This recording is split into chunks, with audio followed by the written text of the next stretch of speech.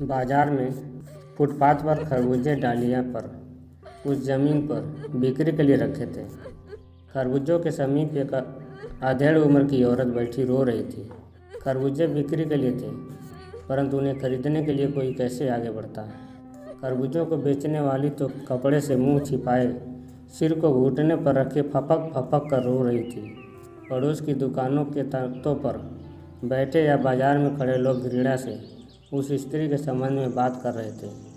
उस स्त्री का रोना देखकर मन में एक व्यथा सी उठी, पर उसके रोने के कारण जानने का उपाय क्या था। फुटपाथ पर उसके समीप बैठ सकने में मेरी पोशाक ही व्यवधान बन खड़ी हो गई। एक आदमी ने घृणा से एक तरफ थूकते हुए कहा, क्या ज़माना है, जवान लड़के को मरे पूरा दिन नहीं बीता और यह बेहया दुकान लगाकर बैठ गई है। दूसरे साहब अपनी दाढ़ी खुजाते हुए कह रहे थे, अरे जैसी नीयत होती है अल्लाह भी वैसी ही बरकत देता है। सामने के फुटपाथ पर खड़े एक आदमी ने दियसलाई की तीली कान खजुलाते हुए कहा, अरे इन लोगों का क्या है, ये कमीने लोग रोटी के टुकड़े पर जान देते हैं। इनके लिए बेटा बेटी खसम लुगाई धर्म ईमान सब रोटी का टुकड़ा है।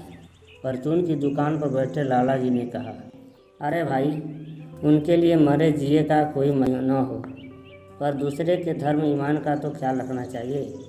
जवान बेटे के मरने पर 13 दिन का सूतक होता है और यहाँ सड़क पर बाजार में आकर खरबूजे बेचने बैठ गई है। 1000 आदमी आते जाते हैं, कोई क्या जानता है कि इसके घर में सूतक है। कोई इसके तरबूजे खा ले तो उसका ईमान धर्म कैसे रहेगा। पास पड़ोस की दुकानों से पूछने से पता लगा उसका 23 बरस का जवान लड़का था। घर में उसकी बहू और पोता पोती है। लड़का शहर के पास 1.5 बीघा ज़मीन में कचियारी करके परिवार का निर्वाह करता था। खरबूजों की डालियाँ बाजार में पहुंचाकर कभी लड़का स्वयं सौदे के पास बैठ जाता, कभी माँ बैठ जाती। लड़का परसों सुबह मुंह अंधेरे बेलों में से पके खरबूजे चूम रहा था। गीली मेड़ की तरावट में विश्राम करते हुए एक सांप पर लड़के का पैर पड़ गया। सांप ने लड़के को डस लिया। लड़के की बुढ़िया माँ बावली होकर ओझा को बुला लाई। झाड़ना फूकना हुआ, नागदेव की पूजा हुई।